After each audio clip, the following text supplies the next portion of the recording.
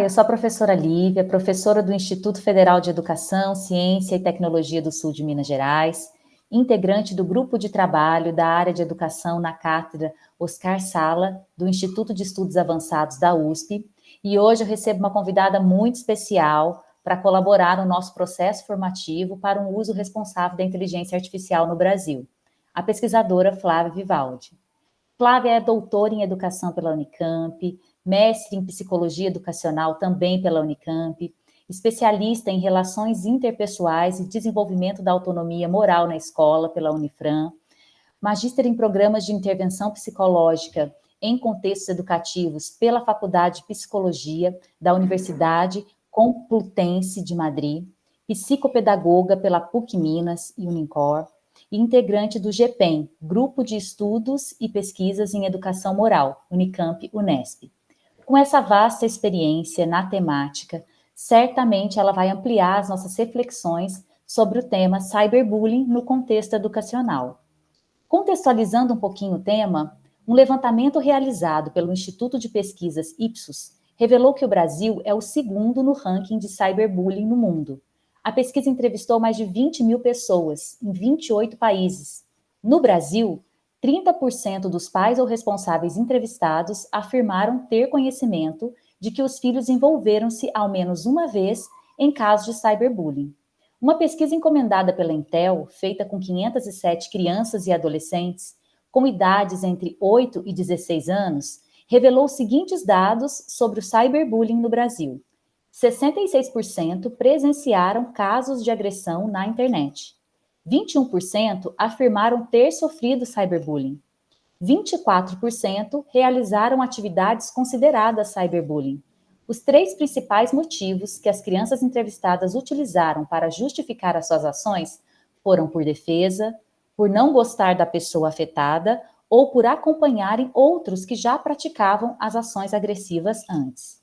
Diante desses dados, da realidade, eu te pergunto, Flávia, e aqui pode muito colaborar com a nossa reflexão, o que é cyberbullying e quais que são as características que nós podemos identificar para a realidade brasileira?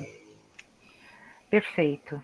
A gente ouve esses dados e é uma coisa assustadora, né? É assustadora.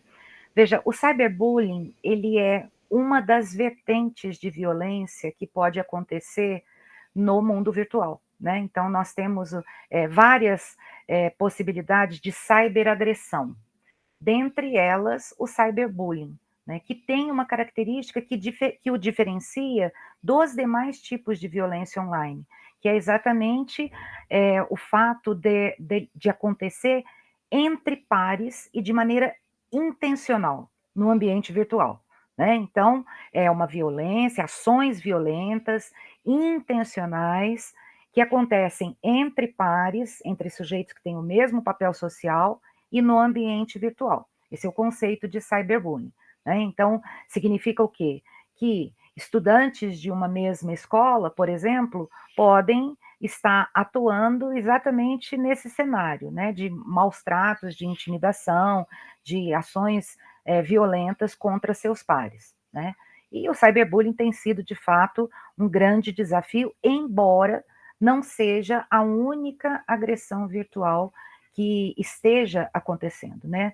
Existem dados muito horríveis mesmo, muito pesados, que mostram, por exemplo, uma incidência muito grande de outra cyberagressão, que é o sexting, né, que é o vazamento dos nudes, material de conteúdo sexual, e que vem aumentando absurdamente no nosso país também, né, sobretudo as meninas acabam sendo muito vítimas desse outro tipo de cyberagressão.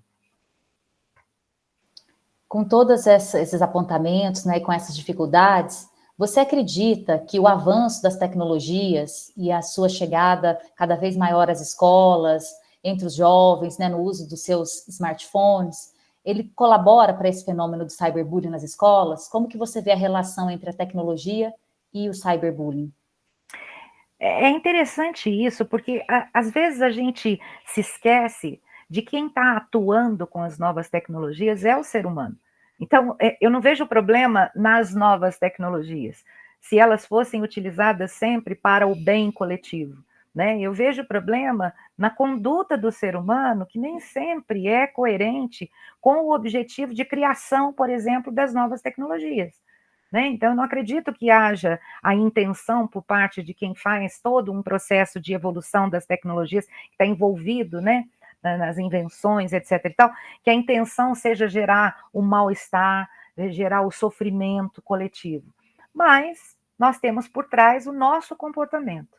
Né? Então, é claro que quando não existe uma cultura digital, né, uma educação digital, sobretudo do ponto de vista de como deve ser um comportamento ético nesse mundo, né, das novas tecnologias, a tendência é que cada vez mais haja comportamento desviante, né, a utilização das novas tecnologias sendo voltadas para fazer o mal, exatamente porque não há um preparo.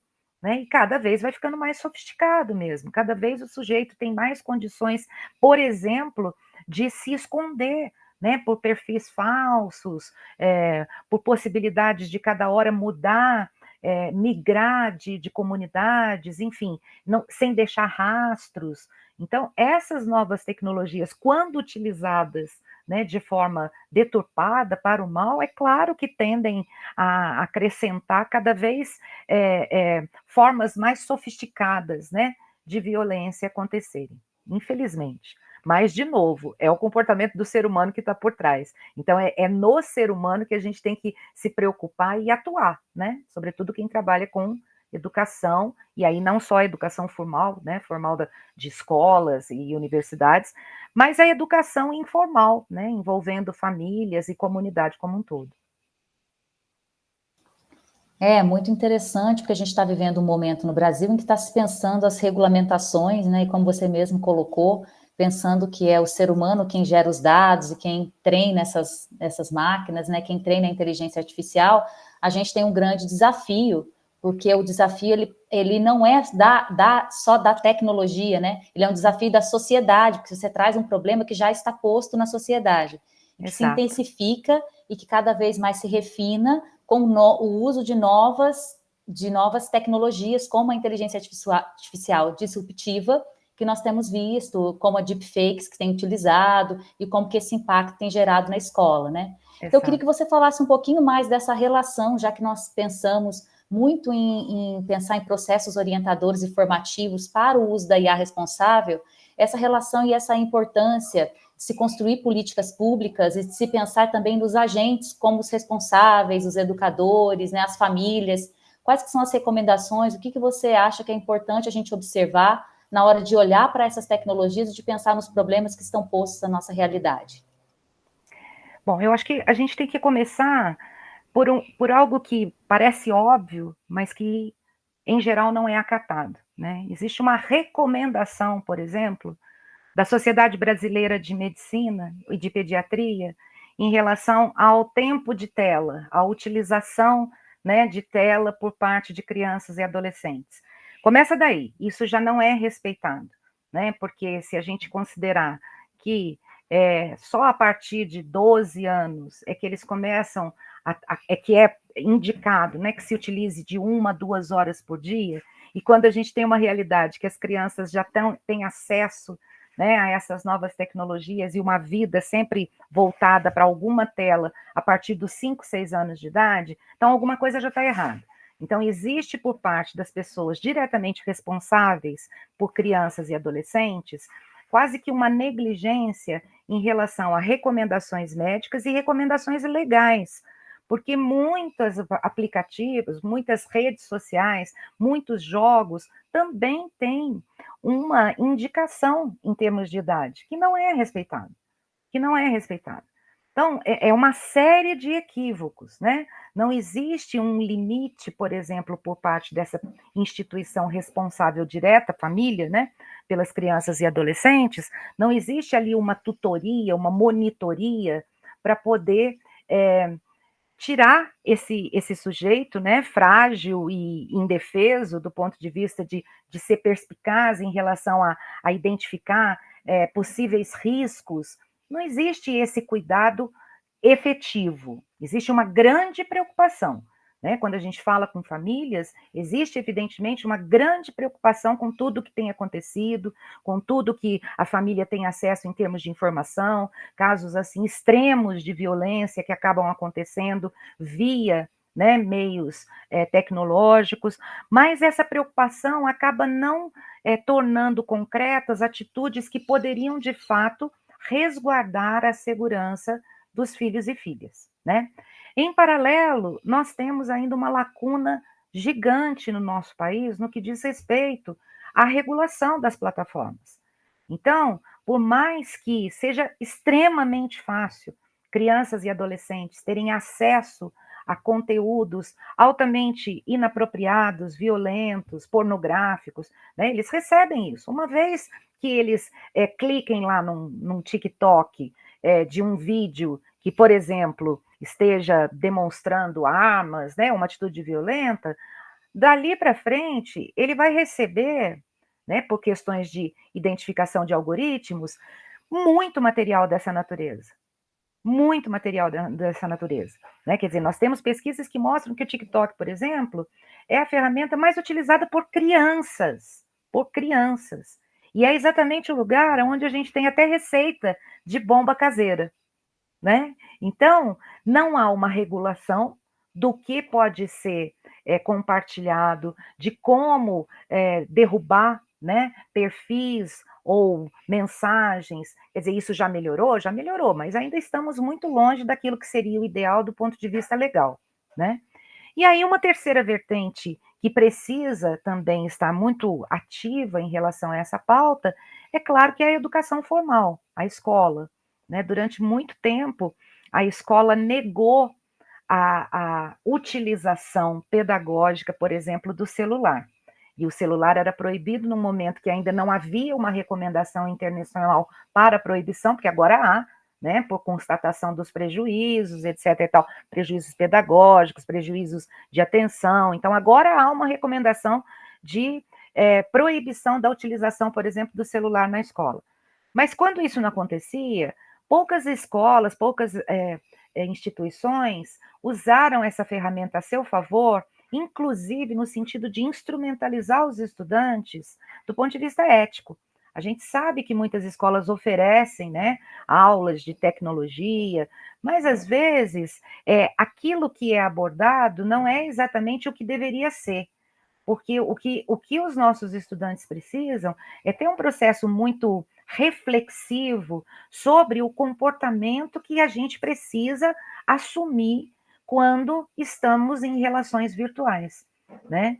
Então, talvez esse seja o cenário mais rico para a escola se aproveitar e para, de fato, oferecer, né, uma formação de uma cultura digital, né, de um programa permanente de educação digital que possa amparar, né, crianças e adolescentes no sentido dos riscos que eles sofrem quando eles acabam se utilizando e se adentrando em espaços que estão aí livres de serem acessados, mas que são absolutamente inapropriados para eles. Então, precisamos da ação da sociedade como um todo, mas dando destaque para essas três instâncias, né? A família, que precisa estar atenta e precisa, de fato, se responsabilizar, no mínimo, pelo fato de estar permitindo que seus filhos tenham um equipamento, porque não há necessidade nenhuma de uma criança, por exemplo, de 6 anos de idade, de 7 anos de idade, ter o seu celular, não há necessidade,